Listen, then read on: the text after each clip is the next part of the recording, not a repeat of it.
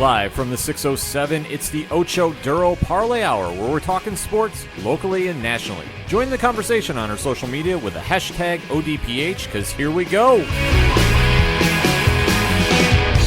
Instead of looking deep inside, every word I have to say, keep it simple. Welcome to another edition of the ODPH podcast, better known as the Ocho Duro Parlay Hour. I am your host, Ken M. Joining me in studio, as always, it's Padawan J. Hello, hello, hello. And taking a break from relishing in his Daniel Jones shrine, it is your coach. It is my coach. It is the coach. Coach Duffy. It's difficult to copy perfection. It is. It is. We hear it all the time. I mean, you can't take nothing away from the Messiah who's leading the Giants now to the playoffs. I mean, 2-0. What more can you say? What more? Well, we can say a lot Any more. other rookie quarterback come in after an 0-2 start to lead a team to 2 straight victories? Tom Brady. Maybe. I don't Hey, know. what's that guy compared to Daniel Jones?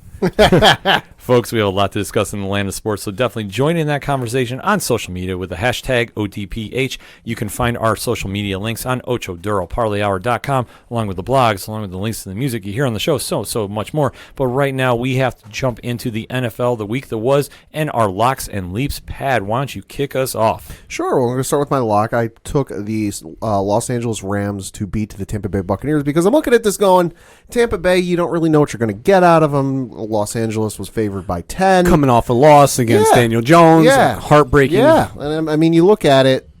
A game they should have won. A game they should have won by at least 2 scores. No, however, the Tampa Bay Buccaneers won the game by a final score of 55-40. Playing Madden. Yeah, on easy mode. Yeah, this was a cheat code game. Jameis Winston, 28 of 41 for 385 yards, 4 touchdowns, 1 interception. Jared Goff, 45 of 68 for 517 yards, 2 touchdowns, 3 interceptions. Coach, your thoughts? I mean, besides that stat, the most telling stat to me is 11 carries, 28 rushing yards, which was the Rams' rushing total. Yeah. Gurley alone, 5 carries for 16 yards.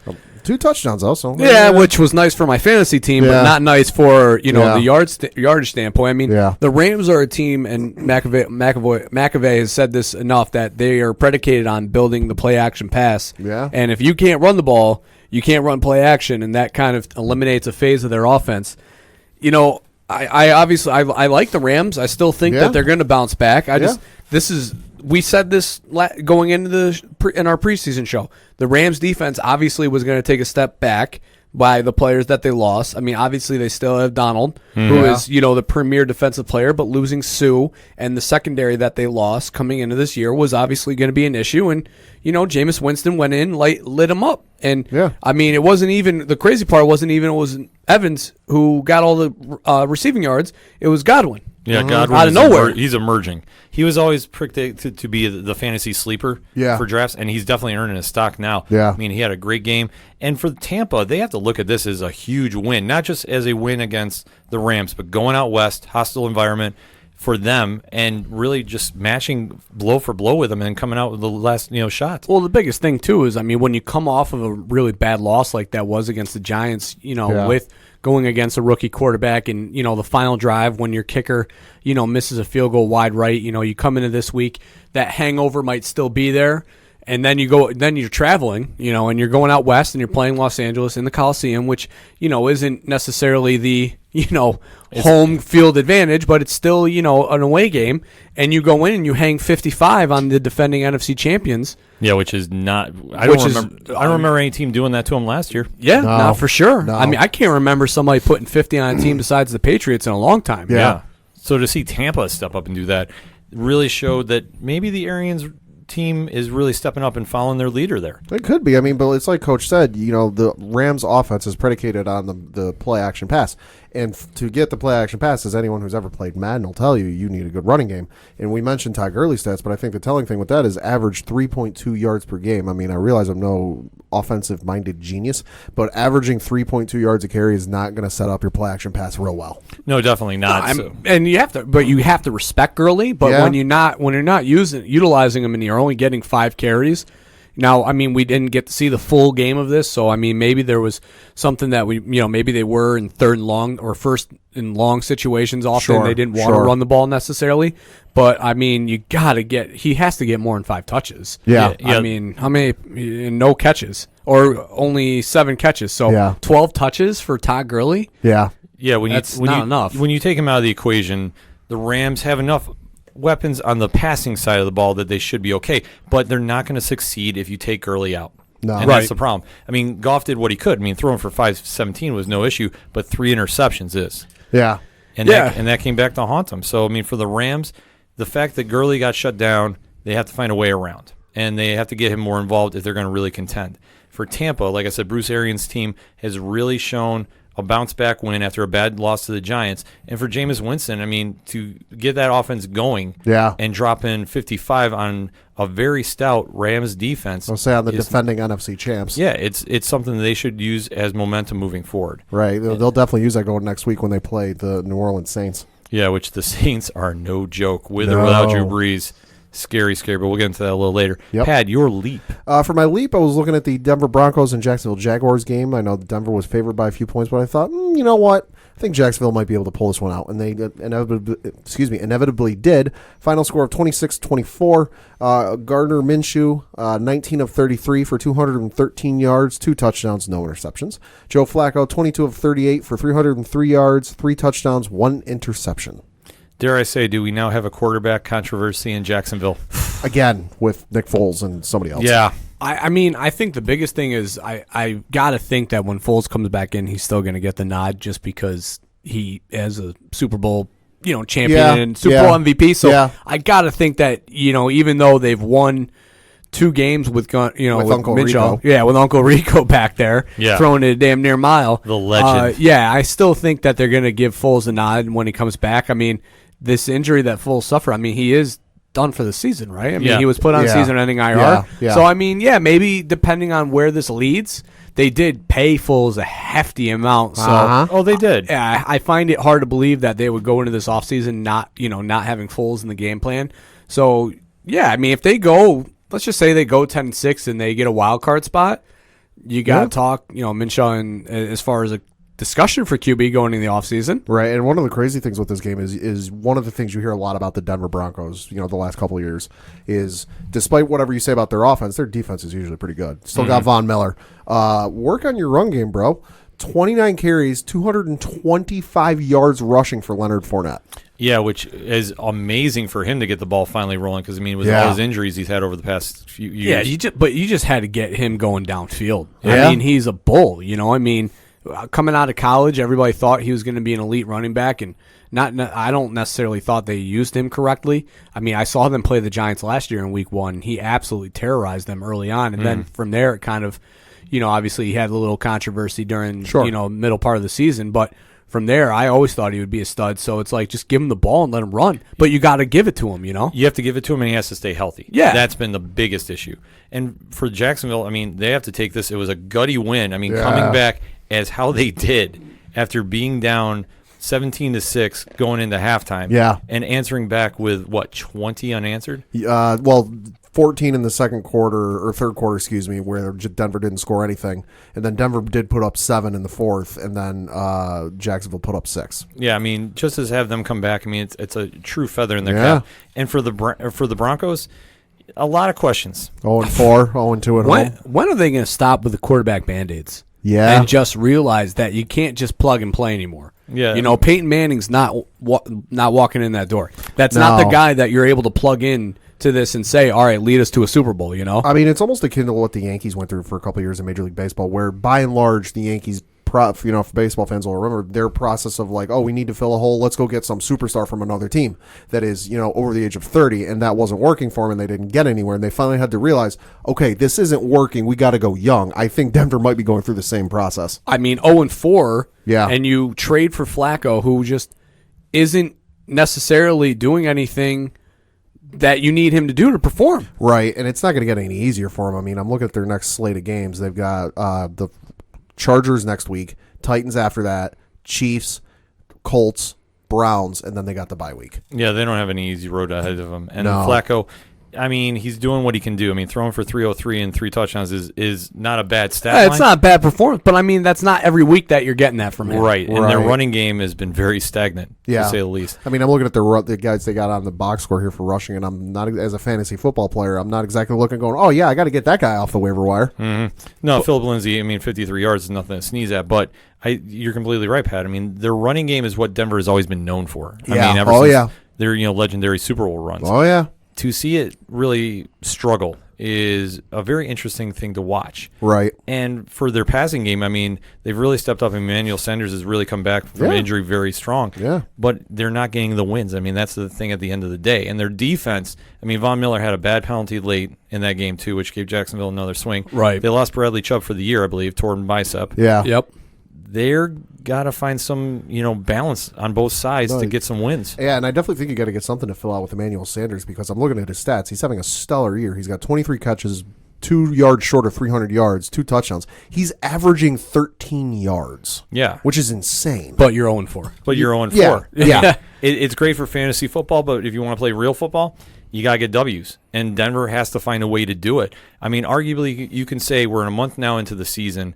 If you're 0-4, the season's pretty much a wash. It's just usually how it is. I mean, it's something that may not be a wash, but like the odds are not in your favor. Yeah, the odds are definitely stacked against you. So if Denver wants to make a run, they got to find some way to do it and do it quick. I don't see how it's going to happen, and now they're going to be entering into the sweepstakes for the tank for Tua. But who even knows that they would take Tua at this point? Because the way that Elway runs this team, maybe they would probably just find they'd probably trade for Eli. No, they'd trade for Nick Foles. I mean, they would. Yeah, it would be somebody. I saw a former Super Bowl winning quarterback. I was that going to worked for agree us with before. Pat. Yeah, I said hypothetically saying if Minshew runs the table and gets Jacksonville to a playoff game and wins one. Could Foles be on the market? Well, I'm just going to say, crazy. I mean, I'm saying Elway has had some luck with Manning before, so maybe he just chased the last name. Maybe. Maybe. It'd have to be something to wait and see. So, Coach, let us get into your locks and leaps here. All right. Well, my lock was going to be a team that was going to need to make a statement game after last season, the nasty taste that was left in their mouth with a division rival, which was going to be Baltimore just taking it to Cleveland. The opposite happened. Definitely. Pat. I mean, I'm not going to say that I'm a jinx, but I'm a jinx. Because, I mean, 40-25, I mean, they look, Baltimore's offense, while looking promising, still look kind of lost. Cleveland finally put it together and put a masterful performance together. Baker Mayfield showed up, and so did that Cleveland defense. Yeah. Oh, yeah. No, it was absolutely nuts. Baker Mayfield, 20 of 30 for 342 yards, 1 touchdown, 1 interception. Lamar Jackson, 24 of 34 for 247, 3 touchdowns, 2 interceptions. I mean, it's just one of those things that they just got outclassed on offense because you look at the total yards, Baltimore had 395 yards of offense, and then Cleveland, 530. Well, let's break it down, though. Nick Chubb was the driving force for Cleveland. Feed him more. Yeah. 165 on the ground for 3 touchdowns, and once he started taking their toll on the Ravens' defense, I mean, that's when Cleveland was starting to get opportunities. I mean, Baker took advantage of what Chubb was setting up with the run game, and you can't fault anything about that. And this was a definite bounce-back game for Cleveland and a strong win for them going forward to see them get the ball going. Albeit, though, Odell Beckham Jr. really is not lighting it up. He got shut down in this game. Yeah. 2 catches for 20 yards. You take him out of the equation, it's interesting to see how this team reacts. But Jarvis Landry is having a huge game. Helping my fantasy team. Yeah, absolutely. I mean, I would just say, I mean, you can take – I mean, a lot of teams have taken Odell out of the game plan. I mean, I think his best game was last week or 2 weeks ago against the Jets. Could be. Arguably so far in a 4-game season. So, I mean, but they have other weapons. Yeah. So it's like, okay, you can game plan against Odell Beckham, but Jarvis Landry's still there. And Nick Chubb, obviously, you got to – I mean, clearly – goes to show that you got to run the ball with him. But I think the more telling thing is Baltimore's defense. Yeah. A team that was, once, feared. Feared. Yeah. I mean, the vaunted 3-4 with Ray Lewis and Suggs. The Bellick crest. And Ed Reed. And I mean, all that, and Ed Reed and everything. I mean, now this is a team where, if from fantasy aspect, if you have a running back going up against them or even a wide receiver, you would have said, man, I'm in trouble, man. I can't play so-and-so because I got it. I'm going against Baltimore's defense. I got to pick somebody up on the waiver wire. Now it's like, I'm going to play him. Like, I mean, I got a running back going against Baltimore next week. I mean, who are they? Pat, you got who they playing next week? Baltimore, I can tell you in about 2 seconds. They're playing the Steelers. I'm gonna play, and if I can get Jalen Samuels, I'm gonna play him, or I'm gonna play Connor. Yeah. And I'm not gonna have any fear. I know they're gonna get points because at the end of the day, the Baltimore defense is not what it once was. No, it's in a transition phase. I mean, obviously, trying to compare it to the Ray Lewis and Ed Reed days isn't really fair. But this team does have some talent on the defensive side of the ball. And like I said, the cornerback that shut down Odell did a very good job. I'm escaping his name right now. I know we'll definitely get hit up on social media about that. They were always plug and play. Oh yeah, they always were. But now this is a transition. But you can also see on the offensive side of the ball. I mean, Lamar Jackson adds a different dynamic to that team. So as this team is redefining who they are, they're going to be all right. I mean, they're still 2-2. So I mean, it's definitely. Sure. I mean, I'm not panicking yet. Oh no, I would definitely not. But I mean, Lamar Jackson still for 247-3, not a bad day. But 2 interceptions is a little costly. But going forward, though, Baltimore is going to find their identity. I mean, they're going to scrap in there because, like I said, the Steelers. You know, obviously they won against the Bengals, but the Bengals are atrocious right now. Oh, yeah. God. Yeah. And the Steelers are not the Steelers of old, which, I mean, seeing how they've started this year, I mean, I thought they bounced back, and obviously they were my Super Bowl pick. I am saying, whoops. well, hey, I've been wrong before. It'll happen again. Well, I'll say, I mean, a common theme that we've said so far and it's been the running game. Los Angeles lost. They couldn't run the ball. You know, I mean, Tampa Bay in that game was able to run the ball, and they were having success on the ground with their two-headed running back, core. Cleveland, Nick Chubb, dominant performance. So it's like, here's a common theme. And then in that Pittsburgh game, same thing. Connor and Samuels were able to get their way with the Cincinnati defense. So it's like, while, these quarterbacks are putting up huge numbers. I mean, 300-plus yards in each game that we've talked about is crazy. But at the same time, each running back or total between the two running backs has been over 100 yards. So the running game is just as important as your passing game. Absolutely. So for Baltimore, they got to find that balance and they got to make it happen. And for the defensive side of the ball, they'll get it together. But like I say, it's not the days of old. It's a transition. It's a transition period. It's definitely a transition, and definitely tell that things are maybe a little different than they used to be. You look at Baker Mayfield, got sacked one time during this entire game. In Baltimore, that's crazy. Baltimore only got one interception the entire game. Yeah, I mean, that's whatever. I mean, the sack though. I mean, not to be able to get pressure. Yeah. On Mayfield when he's dropping back and he's throwing 30 times that's not Baltimore defense. Yeah. No, it definitely isn't. So Baltimore obviously has got some work to do, but they're definitely still in contention. And for Cleveland, they've bounced back and now are on the winning side of the ball. Can they keep the momentum going? That's going to be the question moving forward. Also, for another question, though, would be my leap, and I'm going to kind of just jump into that because we had the same leap, Coach. We shared. Yes. Yes. And that is the Tennessee Titans taking it to Atlanta. So we talk about another team that is in... Or lost Anta. Yes. Because for that trademark? For another team that's in transition. Who knows? What is Atlanta? Here's the thing. I know we've said it before, but again, we look at the numbers. Of course, Tennessee Titans winning by a final score 24-10. But you look at the numbers. Okay, Matt Ryan, 397 yards passing. Devontae Freeman was their lead rusher for 28 yards. Okay, there's one glaring thing. Austin Hooper, their leading receiver for 130 yards. Mohamed Sanu, 91 yards. Devontae Freeman, 72 receiving yards. You've got three guys, 2, 3, whatever you want to call it, on offense that are putting up monster numbers. And you got Ryan putting up darn near, a sneeze away from 400 yards passing, and you get blown out by 2 scores? Mm-hmm. Well, I mean, let's just talk about their offensive performance, though. Because, I mean, so a long time ago, the Giants had a problem in the red zone. So Tom Coughlin stopped calling it the red zone, putting a negative connotation as in to stop. Sure. And they changed the name to the green zone to put a positive as in to go. I mean, Atlanta was inside the red zone as soon as they crossed the 50-yard line. Yeah. This team couldn't get a sniff near the end zone because every time they would take 2 steps forward and 1 step back. Whether it be a penalty, drop passes, something knocking them out of field goal range, and then they'd end up having a punt. You can't tell me that you have 397 yards passing and you're not sniffing the end zone every once in a while. Right. Yeah, that's the one thing. Atlanta just can't put it together. They're lost. Yeah, they're lost. Again, who is Atlanta? What is Atlanta? Yeah, because we can't figure this out. For the offensive side of the ball, like I said, Matt Ryan's putting up 400 yards, yet you can't get it into the end zone for 6. It's crazy. I mean, you were throwing for 3 football fields. Yeah. And you can't score a touchdown? Yeah. You scored 1 touchdown at the beginning of the game, and then after that, nothing. I don't understand this team on paper. When you talk about offensive weapon, Austin Hooper, perennial all-pro. Now, I'm not talking Pro Bowlers because Pro Bowlers, whatever, because people get injured and people hop in, fill spots. Yeah. I'm talking all-pro tight end. Mohamed Sanu, former all-pro, with Cincinnati, still having some juice left in those legs, still playing well. Julio Jones, Calvin Ridley. Like, you talk about this on paper and you're like, man, this team is a threat. You put those receivers on any other team, that's a Super Bowl contender. Oh, without question. But on Atlanta, they're 1-3. Yeah. And they just can't get it together, and I don't see any easy reason. No, I mean, you brought up the red zone, and I dug up their first 4 games. Of course, this game against Tennessee, they were 1 of 2 from the red zone. Looking at their game against the Indianapolis Colts, they were 3 of 4 in the red zone, and that's made 2 attempts. Against their game against Philly, they were 1 of 2 in the red zone, and then in their game against the Minnesota Vikings, they were 1 of 2 in the red zone. So, like, you got to punch it in.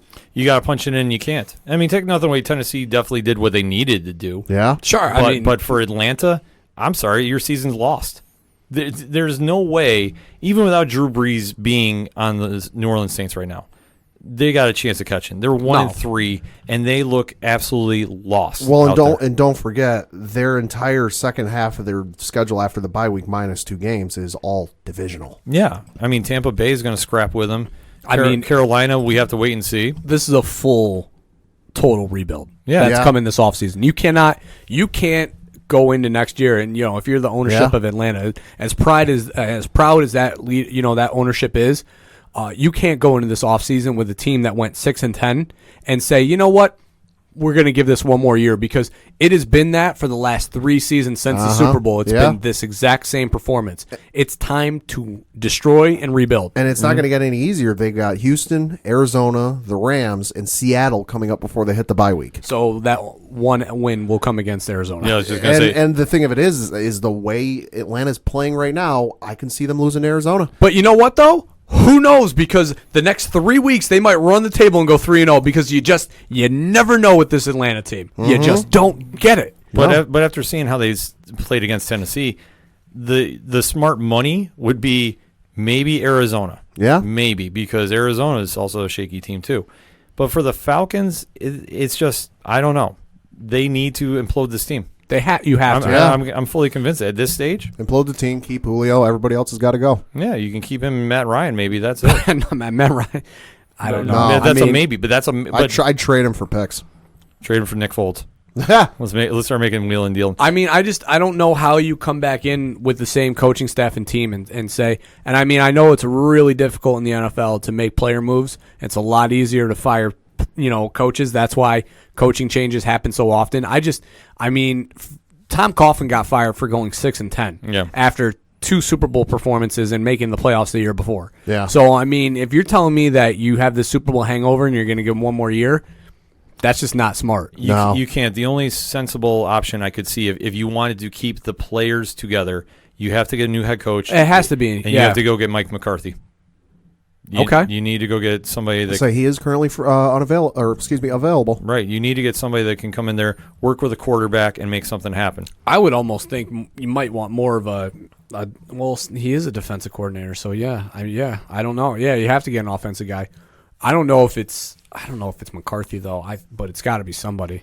It's got to be somebody that can come in and can definitely work with a quarterback. Like he has success. I mean, obviously until the very end with Aaron Rodgers, right? Yeah. So maybe that's something you want to consider. That'd be the only thing. Because I mean, there's no big names out there other than him right now for a head coach. Rex Ryan. I don't think. Rex in Atlanta would be disastrous. And McDaniel's name will get thrown out for the 15th time. Oh yeah, he ain't going anywhere. Yeah, I mean the same old names will come up, but for coordinators, but. Overall, though, I mean, to get a big change down there, you need somebody that can really come in there and change a culture and really redefine what that team's going to be. Because moving forward, this season is a wash, in my opinion. Yeah. And I don't see them really making any moves. Atlanta, I dare you to prove me wrong. I want to see you prove me wrong. I don't see how, I mean, with the schedule that's coming up and how the other teams are performing, because I mean, again, we just talked about Tampa Bay just hung 55 on Los Angeles at home. Mm-hmm. Yeah. So that's got to be concerning. The Saints go and beat Dallas without Drew Brees, who is coming back in another 4 to 6 weeks. So he's coming back, so you got to deal with that. And they still might be in playoff contention, and you got to look at your own selves and be like, this is a problem. It's a huge problem for Atlanta. It's a great win for Tennessee, who, like we said in the football preview episode, they don't win flashy. No. They grind out. Oh, yeah. And definitely did. Marcus Mariota was 3 touchdowns. Derrick Henry, 100 yards on the ground. They're not going to win flashy. They're not going to win shootouts. They will grind you out for a win. And they definitely did what they needed to do. So Tennessee's got, stepping in the right direction. Atlanta keeping up with the rest of the division. I mean, the only other team that might be something to watch for is Carolina. Yeah, because maybe. Carolina, obviously Cam Newton has not been playing. No. And they definitely surprised me. I mean, obviously, I took Houston as my lock this week, and I was upset because Carolina won 16-10. Pat, you got that stat line? Yep. So Carolina, like you said, won 16-10. Kyle Allen, 24 of 34 for 200. Yeah, exactly. 24 of 34 for 232 yards, no touchdowns, no interceptions. Deshaun Watson, 21 of 33 for 160 yards, no touchdowns, no interceptions. The telling stat, I think, though, and this is one I didn't realize until I was looking at the box score, Carolina defense got to Deshaun Watson 6 times for a sack. Did not see that happen. I mean, the Texans went all in this offseason with that Tunsil trade. And we all thought, all right, they would right the ship off on the offensive line. They would be able to get protection, for Deshaun Watson. He would finally be able to get the ball out, to the playmakers that they have in Hopkins and Will Fuller. And it has not been the case. No. And this offensive line is looking as abysmal as the Giants have the last few years. It's not good. It's disappointing. I mean, to see the talent that they have on the offensive side of the ball, and this is different than Atlanta. Yeah. Don't get it twisted with that. But for Houston, with the trade for Tunsil, they were making moves in the right direction, and they should have had enough talent on the offensive line side to keep Watson protected so he can make those big plays. Right. I mean, they went all in. You don't trade 2 first-round picks and say we're not trying to win a Super Bowl right now. Exactly. That window is closing for them. And this performance against Carolina, who had a backup quarterback as their starter, right, and who was throwing the ball all over the place on them, even for 232, I mean, it's not a huge stat line, but it's noticeable because this isn't Cam Newton who changes that dynamic in there. Kyle Allen, I mean, he's been playing adequate since Newton's been out. I mean, they still have Christian McCaffrey, so, I mean, that's a huge factor. Right, but it's like Coach said, that if Houston's got a glaring thing on offense, it's definitely the offensive line because they're in like the top 5, top 3 in the NFL in terms of sacks given up. They've given up 18 sacks, and the only team higher than them is the Cincinnati Bengals and the Arizona Cardinals. Yeah, so that's not a club you want to join. No, not at all, especially when you have a team that, I mean, let's face it, they were never going to be able to run the ball very well. I mean, they just don't have the running backs that scare you, right. and Duke Johnson and Carlos Hyde, who was cut, by Kansas City of all teams. Yeah. So, I mean, they definitely didn't go in saying, all right, we're going to be a run-first team. But, I mean, when you have DeAndre Hopkins and you have, Will Fuller and you went out and you got Kenny Stills as part of the trade with Miami, you think that, all right, they're going to be a team that we would have thought would throw for 300 yards. Yeah. And Deshaun Watson has proved that he can be an adequate quarterback and very capable of staying in the pocket and not panic and running. But, I mean, it's almost to the point where maybe they need to start utilizing him more on rollouts and getting him outside of the pocket because they can't protect him on the inside. Yeah, they got to figure something out. And in Carolina, with that quarterback situation, I mean, they were 0-2 with Cam, and now they're 2-2 with Kyle Allen. Yeah. That is something that, I mean, with Ron Rivera, I mean, his job is in question. I'll say now the heat on him is not exactly steaming hot. It's maybe a little lukewarm. Well, sure, but I mean, if they let's just say they put Newton back in, and they finish 6-10. Yeah. Maybe they should. That would cost Ron Rivera's job. If they have a losing season, that's going to cost him his job, unfortunately. Yeah. Allen has added a different dynamic to that offense and consistency. Yeah, that's it. You're absolutely right. So it's going to be a tough call for him about who he puts back in. Because now, granted, I mean, Cam Newton was playing hurt. Yeah, he was playing hurt. So, I mean... But unless he's back 100%. Right. And that's the big question because I'm sure he's sitting on that sidelines and watching this, and while he's happy they're winning, he's going, wait a sec. Yeah. My job is on the line, too. Oh, for sure. Yeah, because this isn't the Cam Newton of old. This is one that's been around the league. Oh, this is 30-year-old Cam Newton, Yeah, I mean, this is not the guy who, ran that wide open run against Alabama, in Auburn. Yeah. This is a aged, man now, Yeah, and for being a mobile quarterback, I mean, that window of playing gets close every year. and for his style that he plays. Right. Yeah. So it's a lot of question marks for him and Carolina coming back, because depending how Cam is when he returns, do you sit him or do you ride the hot hand? Because if, let's say hypothetically, Carolina's winning and then Cam's all of a sudden cleared, what do you do then? Oof, I don't want to be Ron Rivera. I know mean, that. they've got the Jaguars, Panthers, or Jaguars, Bucks, 49ers, and then the Titans all within the next 4 weeks. And and their bye week is coming up after the week against the Buccaneers. Maybe that's the time that if Cam comes back healthy, maybe if you're 2-4 or 3-3, maybe you're looking at putting Cam back in. But maybe, if you're 4-2, you can't going into the bye week. You can't. No, that's 4 straight wins. It's a intriguing scenario they're going to have on their Sure. hands. So we'll have to watch moving forward. I mean, Houston's got questions, Carolina's got questions. Looking around the league before we close out the first segment, is there any games that jumped out at you that we should be mentioning? I mean, I guess I'll talk about it. The elephant in the room, Daniel Jones versus Dwayne Haskins, round 1. Unfortunately, and I'll speak just for the Dwayne Haskins side of things. I mean, he was put in a tough spot. The Giants' defense was playing really well, and he was put in the middle of the game on a drive when he probably didn't get a ton of first-team reps all week. And they did the opposite of what the Giants did with Daniel Jones versus the Buffalo in that Buffalo game, because they very well could have put Daniel Jones in that game against Buffalo with the way that Eli was performing. And you know what?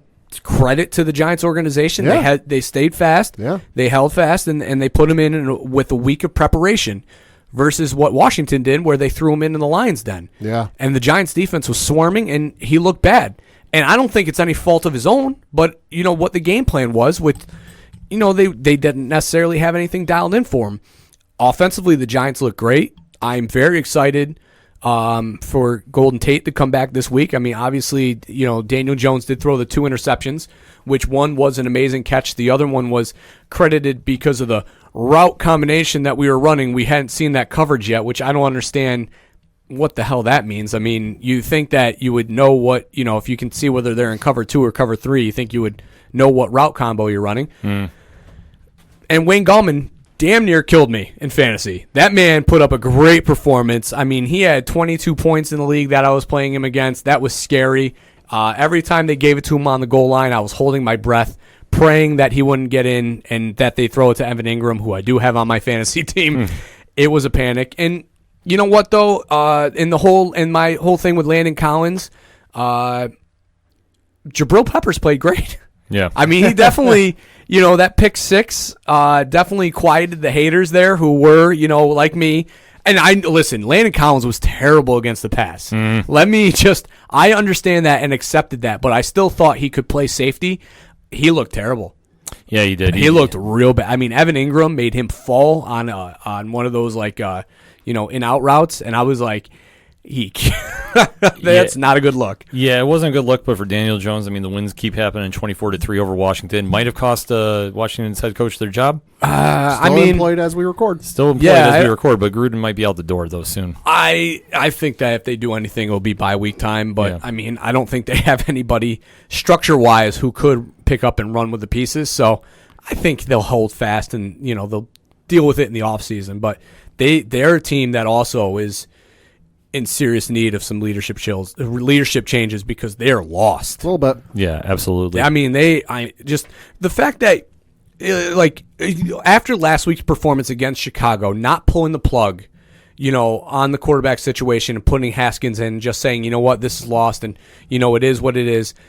It was a bad decision from the organizational standpoint because when you go out and you spend a first-round pick on Haskins, why not just see what he has? I mean, especially given the fact that an in-division rival did the same thing similar to what happened to you, you would think that you would want to do the same thing. And I think Haskins is going to be all right. I mean, there was signs of hope. That one 17-yard run that he had where he almost got into the end zone was a great-looking run. And, some of his throws were there, too. It's just unfortunate that, one tight end, he hit Vernon Davis in the chest when he was trying to run a hitch route, and he just wasn't looking for the ball, and Haskins put it on him. That's a tough break. That's just timing, and that comes with development and running with the first team. So, and, they haven't announced who's going to be the quarterback going into this week, so more problems. After the Buffalo performance, the Giants were like, On Monday, Daniel Jones. Yeah, it's just a different business aspect that they do. Oh, for sure. And for sure. In Washington, it's a long season. That's all you can really say about that. A little bit. We went a little extra with our football talk, but definitely join in the conversation on social media. Hit us up on that hashtag ODPH. What was your thoughts on this past week's games? We definitely want to know. We're going to take a quick break. We'll be right back. Ladies and gentlemen, a battle for your entertainment. In this corner, Mike, the Fanboy Hall. Hi, I'm Mike. And his opponent, Jim, the Hater Harris. Hi there, I'm Jim, Our podcast is The Fanboy and the Hater. where we discuss the best And worst, in movies TV. and pop culture, We are available on all major podcast platforms. including Apple Podcasts, Google Play Music, Stitcher, and many more. Join us while we argue about the things that we love. Like Star Wars, superheroes, and science fiction. So tune in to The Fanboy and the Hater. And Let's get ready to nerd fight!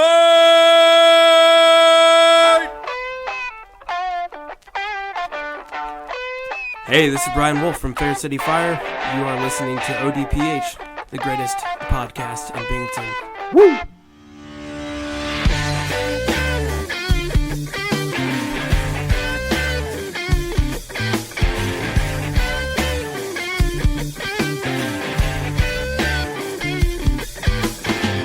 Hot lips touching, cool thighs feeling, shawty running up, her spine spinning. Long day to a long night, but I'm not stopping till I get it right. Coming back for segment number 2 on this edition of the ODPH. Time to run the ropes and give you our wrestling recap. And is everybody ready? Is everybody counting down the minutes? It is AEW Eve as we were recording. AEW Dynamite is debuting on TNT. Yep. Going up against NXT on USA, full 2 hours, and it's an NXT takeover card. Yeah. It looks like it. Yeah. So, Coach, let me start with you. What was your recap here? I mean, I'm looking forward to AEW. I mean, I'm looking forward to having some sort of competition. I'm obviously, since we've talked, Cody Rhodes came out with that statement, with begging fans to choose their product and stuff, which I mean, I didn't sit well with me personally. Just let us take in the content. Let us just watch wrestling. It doesn't need to be an AEW versus WWE thing from the fan standpoint. You guys can do your thing as far as organizational standpoints, but let us fans just be fans. And let us just watch it and let us take it in. It's a lot of content. Monday I was watching a little bit of Raw last night, and they were showing like all the programs that they have on. I mean, they're on your TV 4 or 5 nights of the week. Even if you're not a fan of everything WWE, like you might just pick and choose what you like. In terms of wrestling, there is something from a federation every night of the week. It's crazy. And that's including Saturdays and Sundays for pay-per-views and such. I mean, for me, I'm kind of meh on it because, okay, you got to kind of put the product out before you can start hyping up how great you are and how awesome your show is going to be. And their shows have not sat well. Yeah, because their pay-per-views have been okay to mediocre. I mean, they haven't been, NXT's on the other hand, the takeovers have been a home run, grand slams out of the park, but whereas the AEW stuff, it's been okay. There's been a few bright spots, but by and large, I haven't come out of there going, "Oh my God, that was amazing, that was great." And thus far, what I'm seeing from your pay-per-views, not exactly giving me faith in your television. No, it's definitely not, and this is where it's going to get very interesting. AEW has got a lot of great talent on their roster. Yeah. Sure. You can't argue that. Yeah. But how they've been building up for this, they're relying so much on their YouTube channels, plural, that you have to go search and you have to kind of dig through and find out what they're doing. And ultimately, what they're debuting with, let's break down the card really quickly. So you have their first match is going to be Cody Rhodes versus Sammy Guevara. Sure. So that one is going to be a good match. I'm not very familiar with Sammy. You're his hitting body my of work. Yeah, you're hitting my point on the head. Sammy, unless you have followed the indie scene, you don't really know a lot about. Right, but that's like we said I think it was last show. or even in the time in between shows. That's true for a lot of AEW. Is okay, the casual fans. I know some people who all they watch is WWE. They're aware of some of the other stuff like TNA and New Japan, but like they don't watch any of it. So you got the casuals who they're familiar with Cody Rhodes. They're familiar with Chris Jericho. They're familiar with Ty Dillinger, because I'm blanking on the name they're using for him. They're familiar. Sean Spears. Thank you. They're familiar with those guys, but by and large, like the other 85% of that locker room, they have no idea who any of them are. No, and they're relying on everybody that's an internet wrestling fan to tune in and support, which is great. But if you're trying to get the mainstream audience, you really, how they've stacked this is going to be really interesting to see how it translates to the mainstream. Right. Because TNT has been hyping it a lot. Oh, yeah. So on all their programming. And as they would. Yeah. I mean, of course they would. As they should. I mean, there's no question of that. So to see what this does, I mean, obviously people know Cody. Sammy, unless you've been following the indie scene, you don't know his work except for like Lucha Underground and for Wrestle Circus. He's been around. They're gonna put on a great match, and then they go right from there to the women's title match, which is Nyla Rose versus Riho. Yeah, and then they go into the big Chris Jericho and two mystery partners versus the Elite. Yeah. Yeah. So, and I mean, obviously, you want to think that it's a team formerly known as LAX, right? Is it? I mean, it still doesn't. Yeah. I mean, great. Yeah, I mean, and that's kind of the temp in the room. It's just they have a decent card. I know they'll put on a great show. I'm just, I'm not even sure of that. I mean, listen, Chris Jericho, the Brawler, does not really tickle my fancy. I'm not a big fan of the new style. I mean, I know that he's age-wise, unfortunately, not the Jericho of old, right, and you got to change styles a little bit as you get older, and fortunately, Father Time catches you, and you get a little belly, I mean, whatever, it is what it is. I mean, but for me, the Brawler, Chris Jericho, is not my cup of tea. I miss the old-school Jericho, so whoever he's paired up with, I'm sure will do a majority of the work, and Omega and the Bucks are what they are. They're going to put on a great match, and they're going to do, some spots, and you're going to ooh, you're going to awe, and you're going to, say, what did I just see? And then you're going to see a 1, 2, 3. Right. And they definitely got to build their roster up so that you're excited for everybody, because the way it stands right now, okay, yes, they have the potential for some great matchups, but unless you start building up some of the other folks that are on your roster, you're going to start running into some of the stuff we've seen with WWE in the past, where it's, oh, hey, we get to see another Randy and Sheamus feud for the 14th time. And to that though, and as you're talking about building up the roster, I mean, here we're looking at the fact that Kenny Omega is going to be facing Chris Jericho, but this version of Kenny Omega is I'm down on my luck and things are lost right now. Yeah, the YouTube vignettes are not working. Yeah, I don't. So I don't want to see him in the ring with the world champion. He doesn't deserve to be in the ring with him right now. Not this Kenny Omega.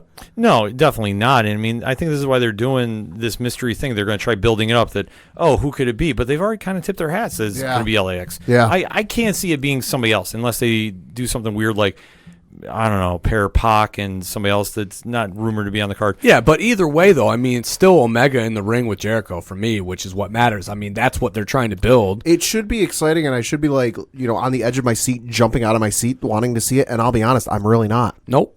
No, definitely not. I mean, the rest of the card, though, it could go either way. But for AEW, they need to come out, and they need to come out swinging. I mean, this first show needs to be what is trending. And the funny thing is you talk about a lot with, we've talked about it with AEW's debut show in the weeks leading up to it, and here we are on the the night before. And what was the one thing we've always said with the audience is you don't have to worry about the diehards, the internet fans, because the internet fans are going to be there. We're all internet fans. We're all the diehard fans. I can't speak for you guys, but I'm not exactly like, oh God, I can't wait to watch. I can't wait to, there are probably more than a few fans out there who are like, you know what? I might DVR it and watch it later. Yeah, and then that's going to be the true test, because you obviously for their first show, they need to come out and they need to make a bang. Is this going to be the card that does it? I don't know. I don't think so. And especially, I know one thing they talked about over on our buddy's show is 3FNW, 3 Fat Nerds on Wrestling, so definitely support the hashtag fellow 607 podcast group. They've been talking about how ticket sales are bought, but they're worried about not selling out the crowd. Right. Well, that's been the problem, though. Yeah. I mean, for as fast as they were hyping up the internet sales for Chicago, with All In and Double or Nothing, a majority of those sales were bought and then second-handed. Yeah. Well, and especially, I feel like you can't really look at All Out's ticket sales all that much. Okay, yeah, they did sell out the arena in record time, yada, yada, yada. But at that point, that was kind of hey, they're doing a pay-per-view. We don't know if they're ever going to do one again. Right. And then they did, they're doing their first one after, a year plus, however long it ends up being. Oh, we got to go for it again. Now you're getting to the point where it's like, okay, I don't have to like jump at this because if I miss one and I can't watch it in person, I can watch it at home. Again, I think this just goes back to what we've said, that they should have been more of we're the alternate product versus we are the product versus. But that's, again, when the problem lies. You have Team Cody and Team Kenny. That's how it's getting portrayed. Because Cody is all in on having another Monday Night War. Well, so are the Bucks, though. Yeah, Right, well, so is Kenny to a certain Well, degree now these they're days. kind of swaying because they have to get on a unified point of view, which we haven't seen yet. Right. Those comments that Omega made, I don't think were necessarily comments that, true Omega would have been making. I feel like they were probably something that not necessarily he was told to say, but something that he was just like in the heat of the moment, what should I say answering this question? The NXT is just developmental. Yeah. I mean, you look at that roster, and like we talked about last week, I mean, of those guys who are in NXT, all of them can carry a show. Oh, yeah. Absolutely. And have no business being, they would all be the head of the card if they were in AEW. Yeah, and well, and you look at the two. Well, one thing, if you had to say what are you most excited for out of the two, I would probably say the Matt Riddle Adam Cole match, not because of the match, but for it occurred to me, I'm like, they want to make a bang. The first night they're going head to head with All Elite Wrestling. What's one thing they could do? Have a certain former champion we haven't seen in a while come out, interfere in the match, cause a disqualification, and say, "Hey, I'm back and I want Goldie." Well, it's going to be interesting when they pair up. Because Or another former champion coming out and saying that he just wants to be on a show. Yeah, there's that too. It could be. I mean, NXT is going to definitely be the star-studded show. Yeah. There is no way Vince McMahon and company are going to let AEW shine. It's just competition, and they're thriving on what they have with their brand. And let us face it, AEW is good, but very untested. Yeah. We don't know. All we know is who's involved, and it's the Bucks, and it's Kenny Omega, and it's Cody Rhodes. After that, it is kind of up in the air about what you're going to have to bring to the table. Right, and we know they can all have great matches. I mean, we've been fortunate enough to see some of them in person. They can all hold great matches. They can all carry great matches. But the question is, and I know I've said it before, I'll say it again. You can make great matches. You can have great matches. Can you do that on a week-to-week basis? Yeah, and that's going to be the multi-million-dollar question. That's another thing that's not really talked about. I mean, when they were working with ROH and New Japan, they were filming episodes back to back to back. But in New Japan's case, you weren't doing weekly shows. You were doing strings of events and then having time off. Well, and especially you think of some of the crazy matches they've all had, Kenny and the Bucks and all of them had in New Japan. And just you think of how long they had to come up with things and think of things and just the wild spots they were able to come up with. You got 6 days time realistically to come up with that. Their skills are going to get tested. Yeah, it's going to get tested, and I don't know if they're ready for prime time yet. I mean, obviously, we've had many discussions between here and 3FNW about their production and can they get on point. And it's always been a trial by error so far. That's going to be a very telling thing. Yeah, a week in, week out product. Yeah, because if they don't, like I say, and keep referring to this, if they don't nail it out of a home run out of the jump, AEW is destined to fail. And I don't want to see them fail. I want to see that competition. I'd rather see an alternate product than see them try their best to beat WWE because it's not going to happen. I mean, they have a talented roster, arguably one of the most talented out there in the business. Yeah. And you can't take anything away from that.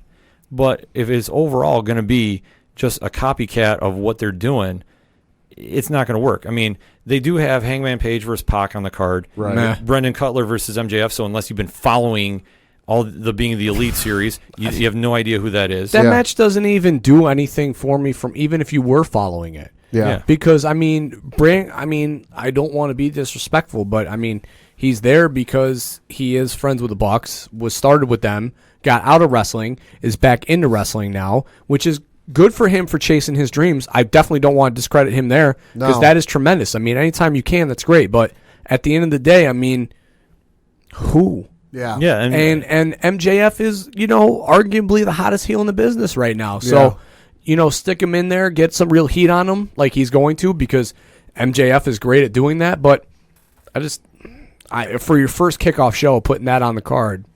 You have a lot of faith in MJF to carry it, which is nothing against him. He's one of the biggest stars in the business and growing every day. I mean, he is arguably the best heel in the business. Right, that's what I'm saying. Which you can't argue against that. But, I mean, they're going to have their women's championship match with Nyla Rose and Riho.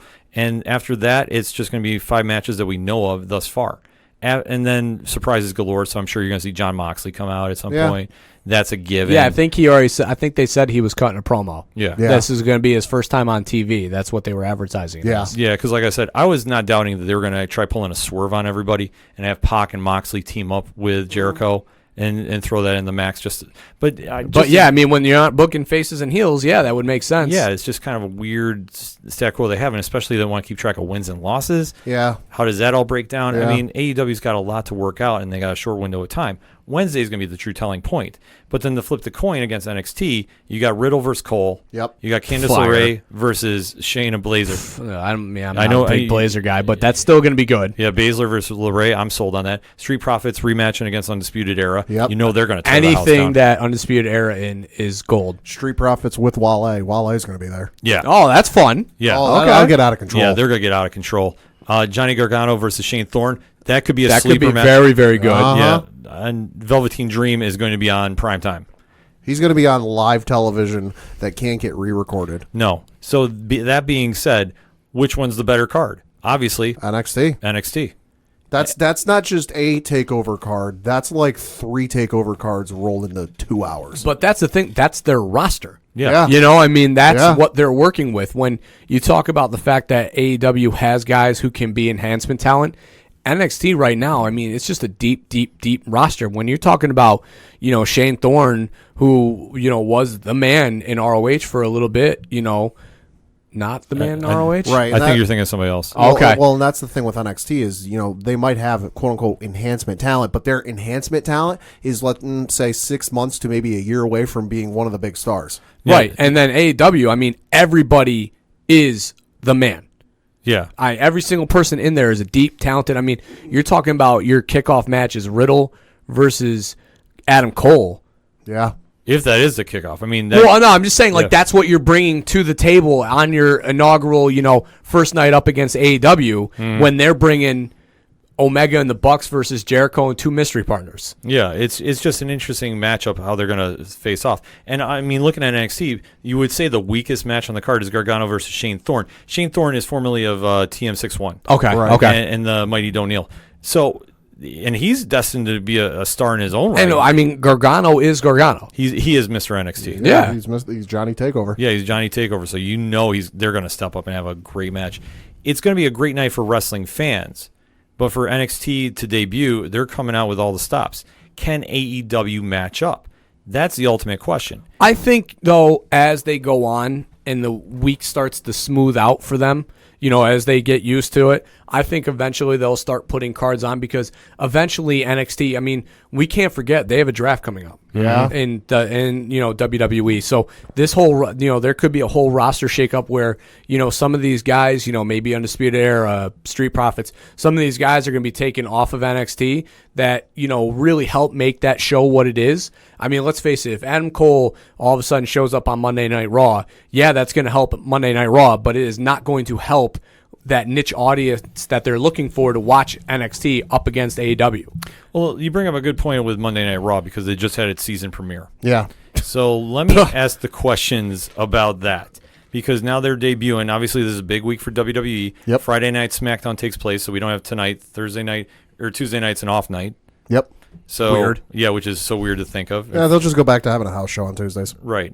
But for Monday Night Raw to debut as it did, the set looked good. Yeah. Matches were very good. Shout out to Baron Corbin for breaking his throne off in a commercial break segment. You can find that on Twitter. It's a hilarious moment. Oh. He's literally just sitting there, and Randy Orton, and this is what kind of threw me watching the episode, is they come back from commercial or whatever, or change the camera angle or whatever it was, and they're standing there, the throne looks broken, and Randy's just laughing because Corbin's just sitting in his throne, and it just breaks, and he just falls over backwards, and he goes over to Jerry Lawler and goes, "Hey, did you see this?" And Jerry kind of shoos him off, and Randy's bent over, doubled over, laughing. Yeah, it was an interesting Raw, though, but it was a good Raw. I mean, obviously, it was weird to see Brock Lesnar come out and attack Rey Mysterio and Dominic. Odd. Yeah. Odd. Yeah. And I think the reason, Pat, you were kind of alluding to off air? Yeah, so the thing I was reading today as we record is, much to probably everyone's confusion, why Brock Lesnar would attack, Rey Mysterio's kid, who, rumor has it he's training with them. And Yeah, he was training, how he's taking those bumps. But he's still not officially signed. Why would he attack, a fan in the front row when, let's be honest, Rey, he might be able to hold his own against Brock for a little bit in the ring, but shouldn't beat him if you think about it. No, rumor has it the reason Brock attacked Rey Mysterio in the ring last night was to set up, if they are able to sign him, set up a match with Cain Velasquez if they are able to sign him, because let's be honest, he's the hottest commodity in the professional wrestling world right now.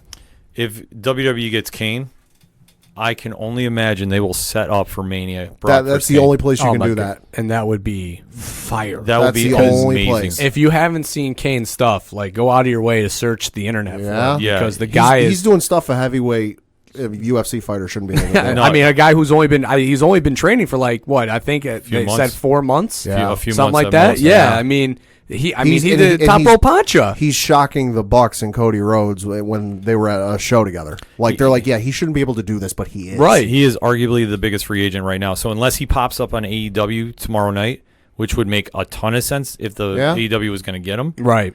I got to imagine he might show up Friday night. Yeah. I got to imagine. I think Friday night. I think they got a pretty big card on Friday night right now. But Friday night they're going to go all in about. So, but to get Lesnar on TV definitely was helping out Raw a little bit. And like I said, the matches were on point. Yeah. The only segment I thought was kind of odd, and I know we're going to get into it a little bit. Me. Yeah. Well, the Hogan and Flair. That thing was so weird. Repeated TNA. That was a repeat all over again. And the only thing good about it was Rusev coming out and Rusev getting a title shot. And his method for doing it was explained. Well, and everyone was confused, though, because they're like, wait a minute, is Rusev a face now? Right. But he explained why he did it, and that makes perfect sense. Yeah. But then I'm going to just hand this to Coach because of what happened during that match after they've had such great matches with the Viking Raiders and the OC and Ricochet and Cesaro and AJ Styles and Cedric Alexander in a great match that they finally gave him time for. Even Lacey Evans versus Natalya was good. I would say Cesaro in a pair of capris. Yeah, definitely a different look. But then we get to the main event, and then what happens? Lashley comes out, introduces to the stage Lana. Well, he introduces, nobody comes out. He introduces again, nobody comes out. And finally, Lana comes out. Struts out. Yeah. Some touching. Some caressing, I guess. If I'm back in high school, I got a teacher sending me to the office and calling my parents on that one. And all of a sudden, an embracing kiss. Yeah. And I texted you guys because I wanted to bring this up because we had all begged for the Attitude Era back. We had all wanted it back. I didn't. Maybe we bit off a little more than we can chew. Yeah, it was just because that was Attitude Era and it was uncomfortable. It was a bad ending to the show because, like Ken said, by and large, the rest of the show was good. It was one of the better episodes they've had in a while. And they get to the end, and especially we'd had the earlier segment where they announced Team Hogan versus Team Flair, and we're like, oh, this is where the Fiend's going to get him. This is where the Fiend's going to, come out. Because the Fiend, by and large, to this point, has attacked, legends and Hall of Famers. So, oh my God, he's going to go after Hogan. Didn't come out after Hogan, and then we're like, all right, well, he's, Rollins is in the main event. He's coming out now, and no, we're gonna supersede that by having an awkward angle with Bobby Lashley. I don't understand, I know it plays into the whole Maria thing and the father thing. Which is the worst angle. I don't want to see it. You built a show that was like Seth Rollins versus Rey Mysterio, and which Seth, is a dream match. Yeah, and Seth is tweeting out, I'm so honored to get to face this man. It's a once in a lifetime opportunity. I've always wanted to do this. And then you have the Brock angle, and then you smash that. Right. All right, whatever.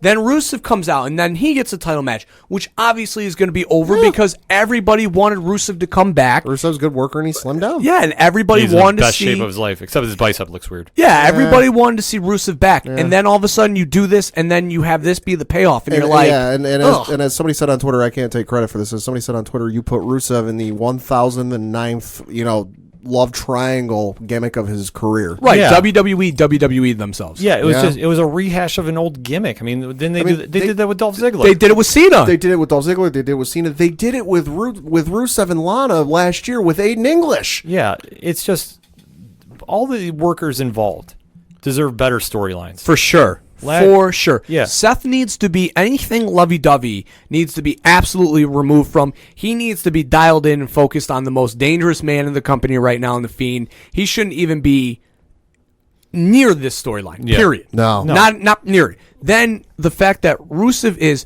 such a talent, and I understand that there is Lana is there. She is a very attractive woman, so you want to feature her because that sells. But at the end of the day, it's like you don't need to continuously put them in some sort of love triangle. Just either branch them off and let them do their own thing, which they've tried before, or have them be together and have them be the unit that they were when Rusev first came and faced John Cena at WrestleMania. Yeah. Have that group be back together. To me, that was the best Rusev because that was, and I realize different gimmick now than compared to now, but that was when Rusev as a heel was at his absolute best, and you had entire crowds booing the you-know-what out of the guy. Right. When they were together, and they could just work the crowd. Yeah, just the Rusev destroy, and she just marched the orders, and he expedited them. You know, I mean, that's the Rusev we need. And he didn't care who it was. Yeah, exactly. And that's what you need to do with them. And like I said, I like their pairing together with Lana and Rusev. Yeah. But not as a love triangle.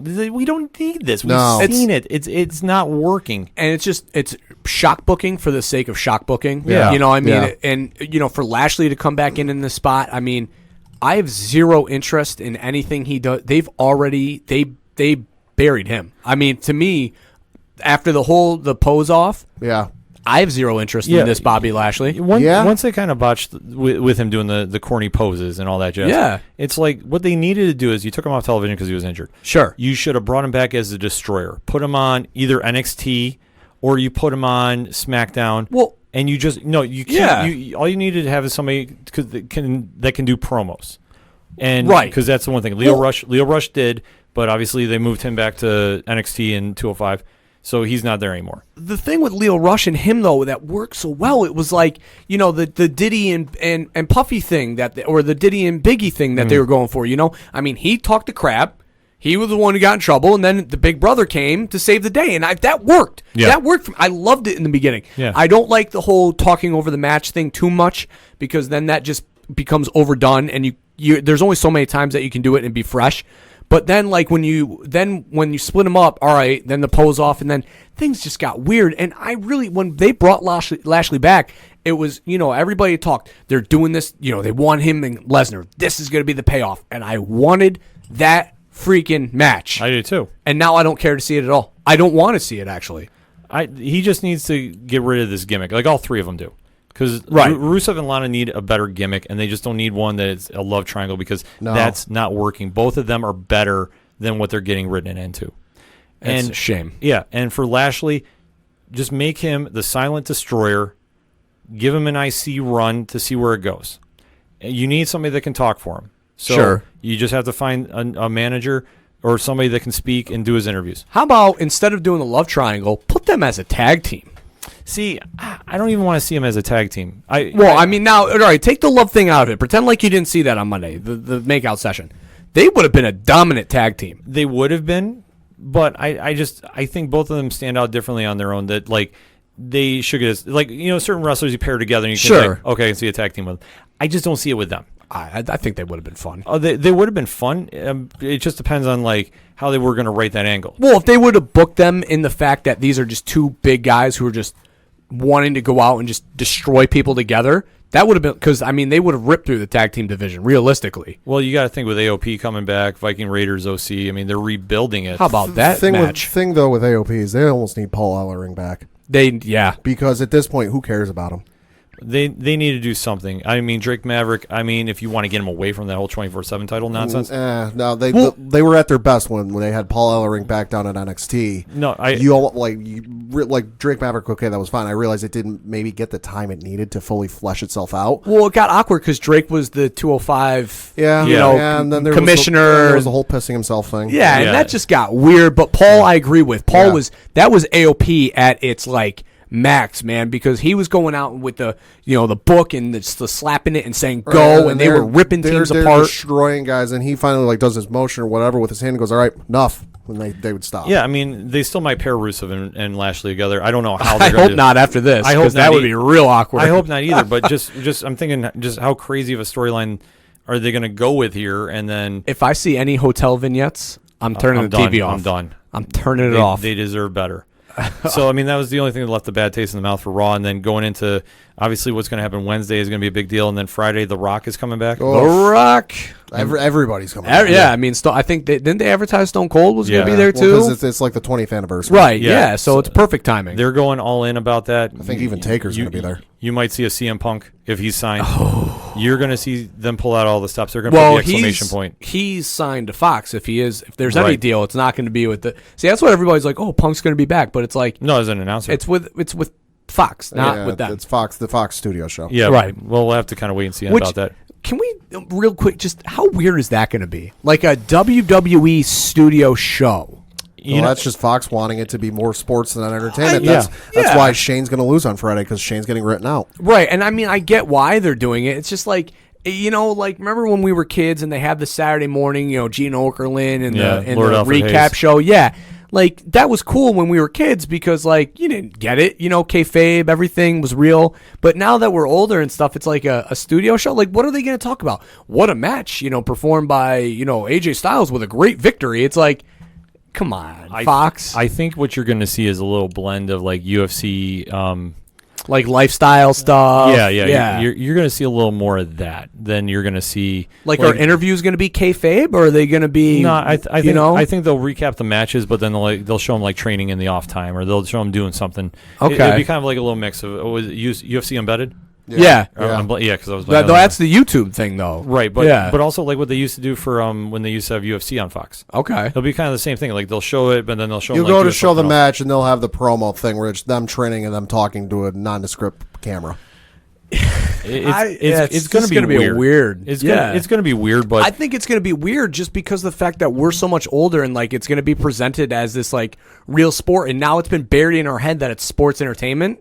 Yeah, how they present it is going to be interesting, but I could see it just we'll recap the matches, we'll talk a little of the storyline, but then they'll have somebody like a Renee Young do the lifestyle and like show them the training thing, and do something because like when she used to have her show on the WWE Network, that's what she used to do. Right. Well, I mean, and the SmackDown, the post show was tremendous. Yeah, but that was a little bit of it's kayfabe, a little bit of not. And that's why I think you're going to see a lot with this. Yeah, I truly do, and it's going to be really telling when they drop all the names on Friday.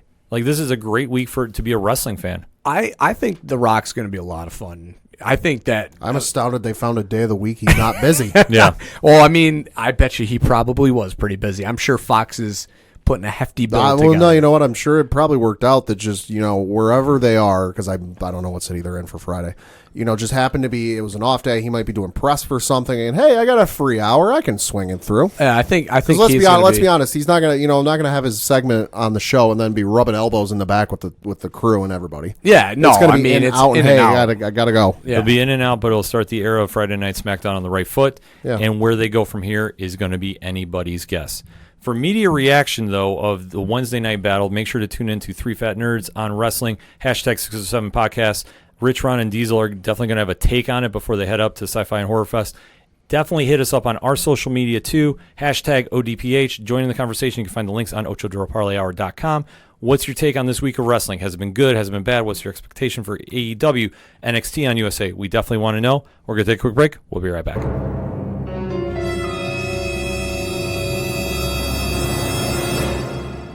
On a podcast. Sorry. On a podcast. Anyway, I'm going to start closing up the One Movie Punch secret volcano lair, and we'll meet you back at home. With a secret volcano lair. Wait, volcano lair? Really? With a secret volcano lair, one podcast host just can't seem to get a break.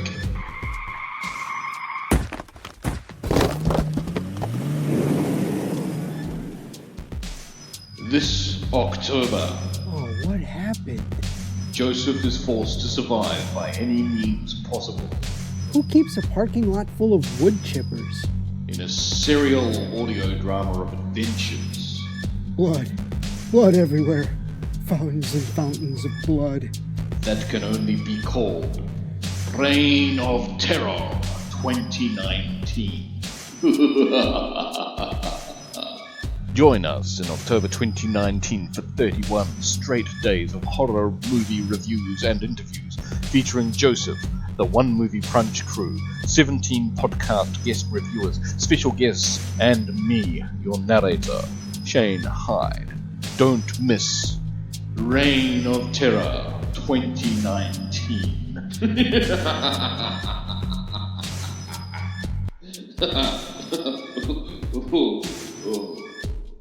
Wait, does this mean I missed Joker? No. It's a heartbreak, soul-shaped radio attack. Taking 4 steps forward, no steps back. Hey, this is Vince the Common Man Ciatoy, local MMA fighter, telling you to keep on listening to the ODPH, the 607's up-and-coming newest podcast.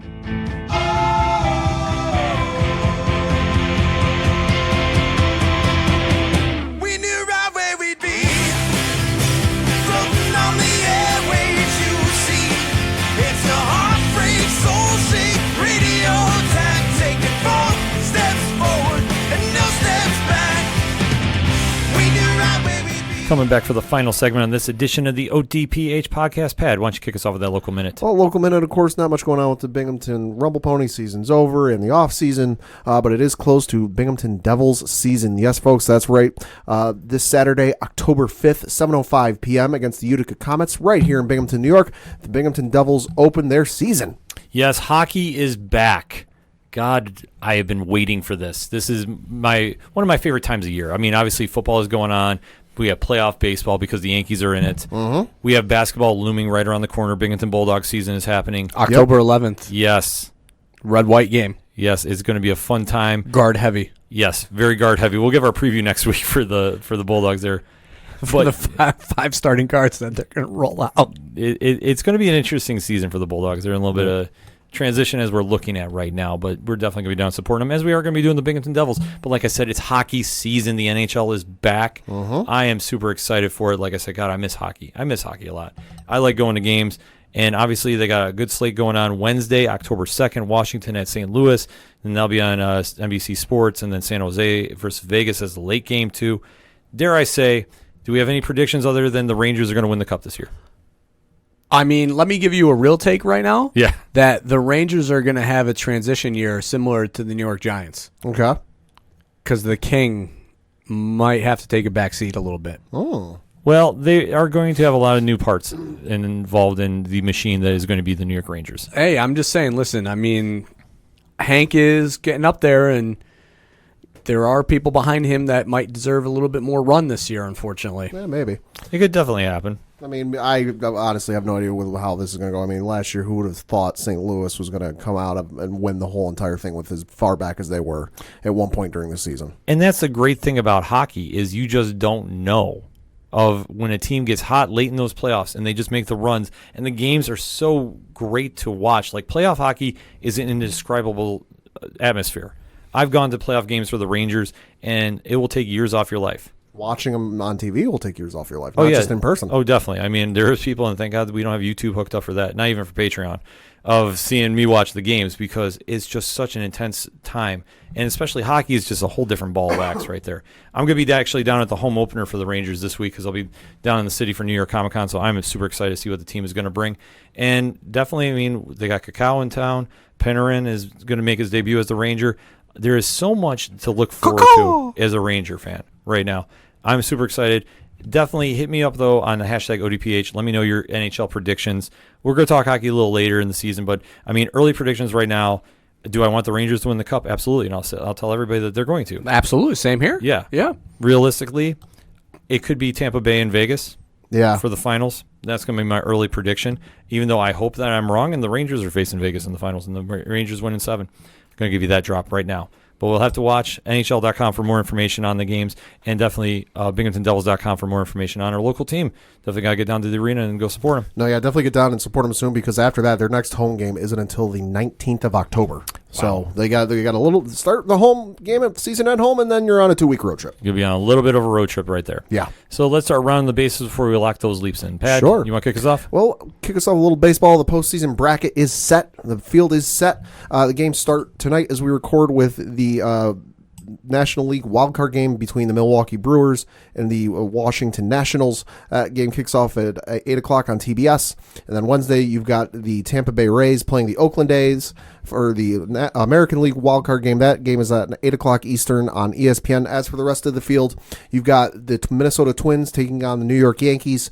You've got whoever wins the American League wildcard game I mentioned taking on the Houston Astros. So good luck to those. Whoever wins that game, holy smokes. And then on the flip side, you've got the St. Louis Cardinals taking on the Atlanta Braves.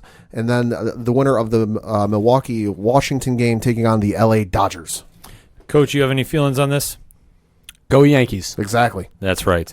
I knew better. Yeah, Yankees versus everybody. Yes. No, early predictions, it's going to be a tough series for all the teams in the AL. Mm-hmm. Houston is no joke. No. So I pity anybody facing them, whether it's Tampa Bay or Oakland. Yeah. I hope that goes 7, and I hope the Yankees sweep Minnesota so we get some rest. Yeah. Because we are going to definitely need it to whoever comes out of that series. Yeah.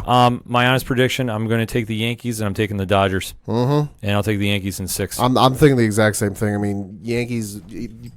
Being Yankee fans, we know the team's history with the Minnesota Twins in the playoffs. It's relative ease. I hope that tradition continues. Mm-hmm. And like you said, I hope whoever ends up playing Houston, I hope they take them the distance in the American League Division Series and even have a couple extra inning games. You know, Houston Courts back in like 04, 05, whatever it was, had that like 18 inning game. Yeah, let's have another one of those. We're due. Yeah, Houston. We're due for another one in the playoffs. Houston's a monster. So. Yeah. But no, yeah, I think the Dodgers, you know, they're just having a great year. You know, outside of maybe, like you said, much like with hockey, some team going on a run at the right time and shocking everybody. I think it'll be another Yankees-Dodgers World Series. It's going to be definitely fun to watch, so stay tuned for that. Mm-hmm. Coach, what you got for your round in the base?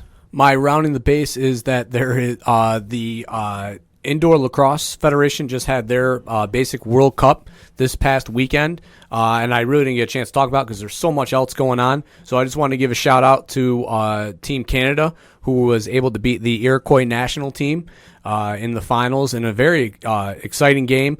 Team USA actually had played the Iroquois in the semifinal in a thrilling game that went down to the wire. Team USA, I mean, unfortunately, this box lacrosse is not necessarily our cup of tea. So, you know, we're a little bit behind the rest of the nations as far as that goes, is winning gold.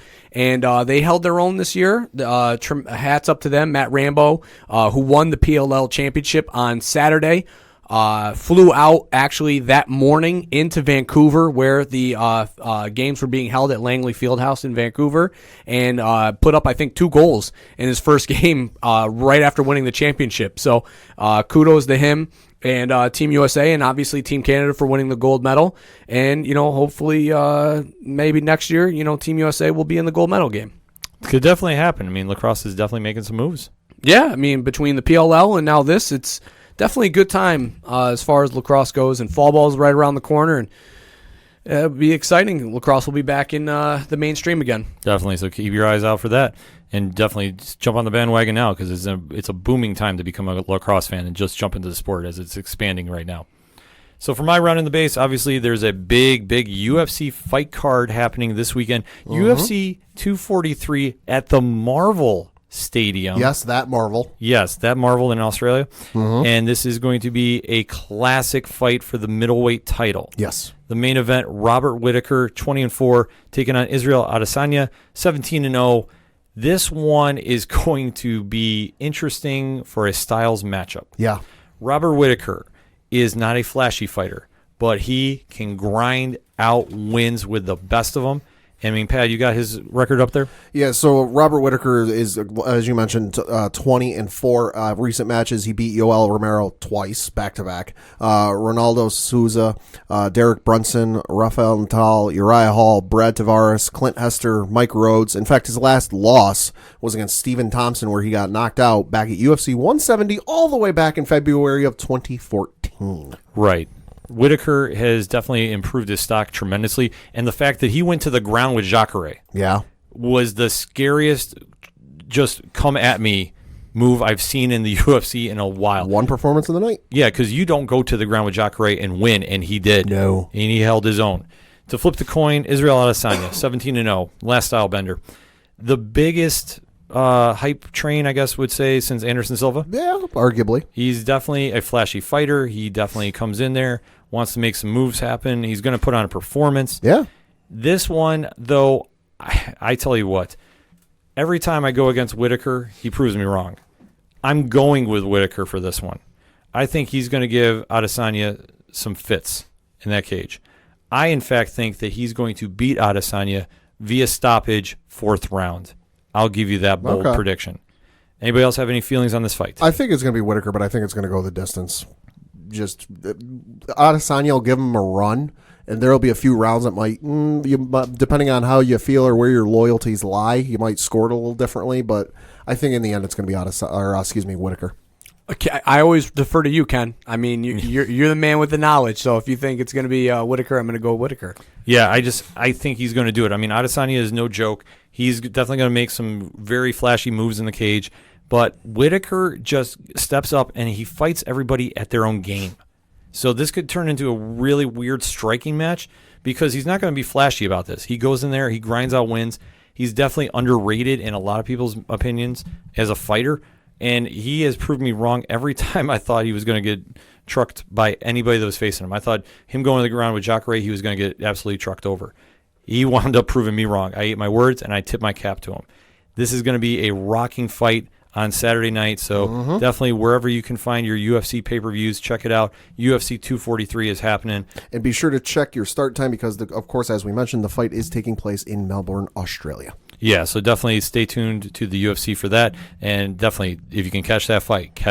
It's going to be a great one. So let's lock and leap, shall we, for the NFL the week that is coming up. Pad, why don't you kick us off? Yeah, so I'll start with my lock. I'm looking at the Eagles taking on the New York Jets, where, of course, the Jets, as we know, 0-3. Sam Darnold still out with mono. Eagles, however, 2-2.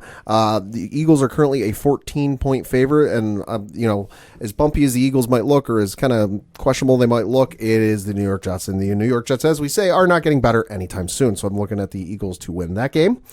Flipping to my leap, I'm looking at the Green Bay Packers against the Dallas Cowboys. Both teams 3-1. It's a 4:25 game in Dallas, where Dallas is currently a 3.5-point favorite. I think Green Bay is going to be able to pull that one off in Jerry World. Okay, let's go with that.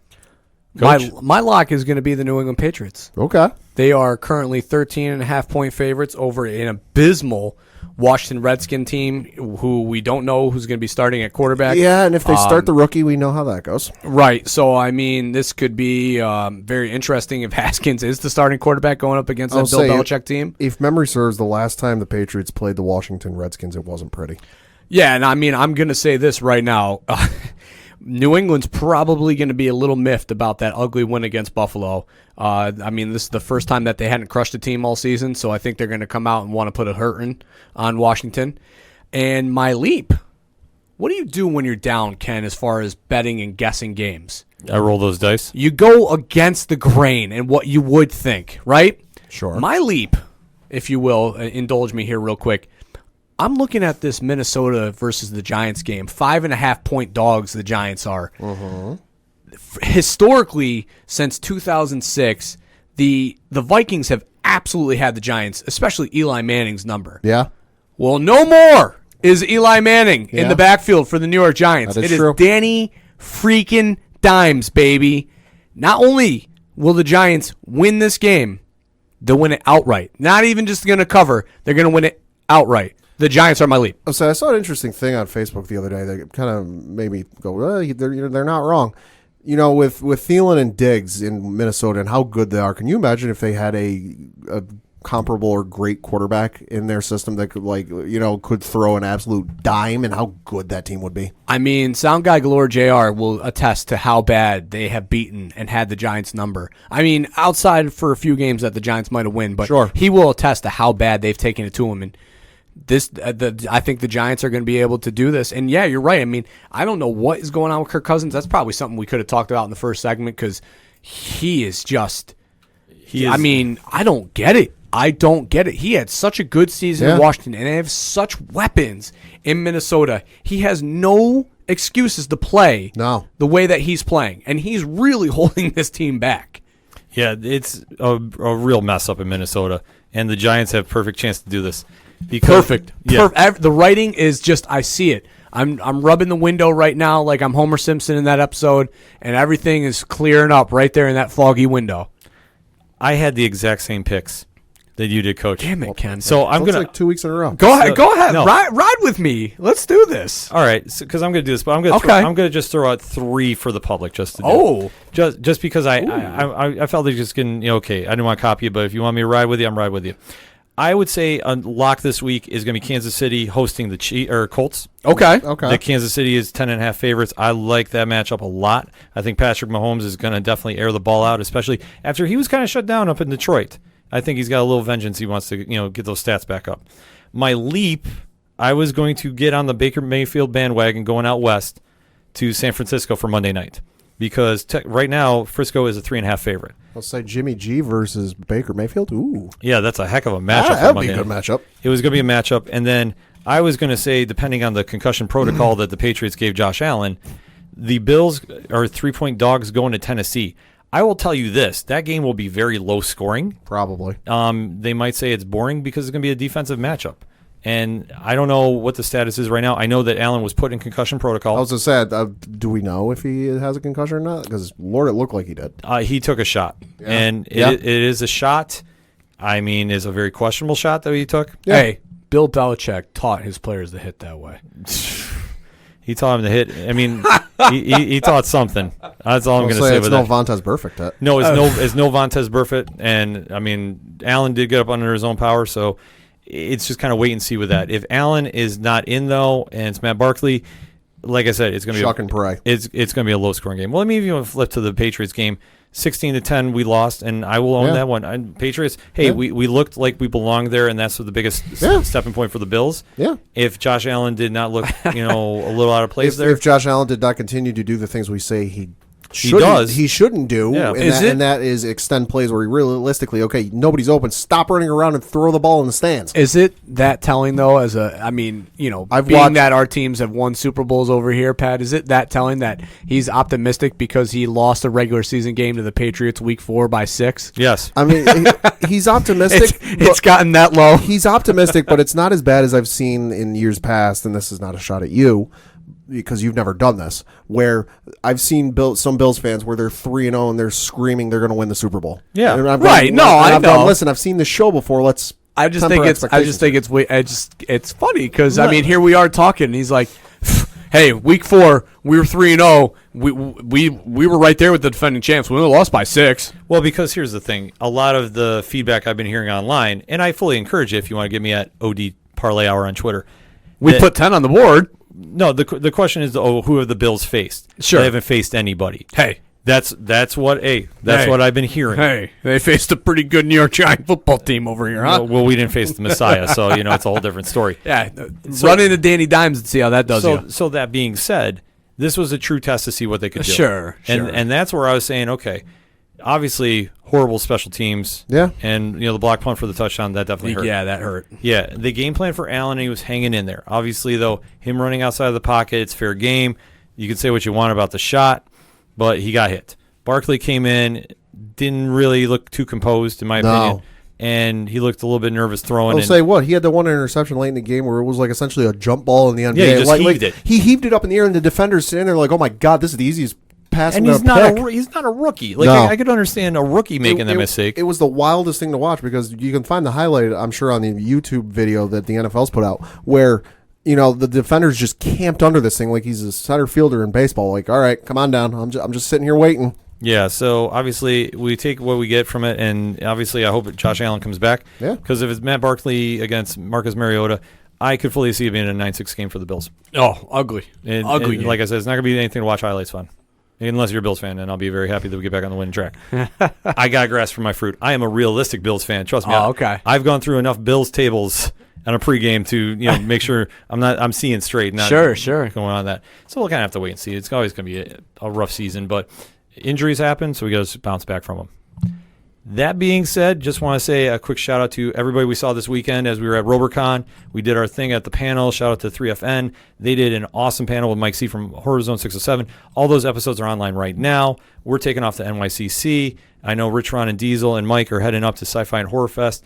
up in Oneonta this weekend. So hashtag 607 Podcasts are doing a lot of work, and it's definitely a crazy weekend that we're going to have. This past weekend, we have to give, again, a shout-out to the Robots, Floodlands, Brian, and Zero Mean, Kevin Coburn, and everybody down at Galaxy Brewing Company for the pregame party that we had for RoberCon and our con season kickoff. And shout out the Robots did double duty performing at Dragon Master Games Saturday night. It was an awesome time. Shout out the Robots has new music out. You can find that on the music section of OchoDuroParlayHour.com. You can find out all the information. Go download it right now. They are great guys that deserve all the support in the world, and we can't thank them enough. And thank everybody involved for this past weekend. It was a great time, and it definitely is a great time to be podcasting right now in the 607, I would have to say. So that being said, the music you heard on this episode is that of Fair City Fire. They're from Austin, Texas. We told you where you can find Shout Out the Robots. You can definitely find Fair City Fire on that page as well. You can definitely go to Ocho Duro Parlay Hour, find hashtag 607 Podcast. You can find everything out about 3FN. You can find out everything about Horizon 607. It has our blogs up there, the Parlay Points. They're going to touch upon everything sports, entertainment, comics, you name it, it's up there. Definitely check it out, OchoDuroParlayHour.com, because that's all I got for this week. So for your coach, my coach, the coach, Coach Duffy. Good night, and Daniel Jones. For Padawan J. Thank you. I'm your host, Ken M. Play hockey like a New Yorker. Thank you for listening to the ODPH podcast, better known as the Ocho Duro Parlay Hour. We'll see you next time.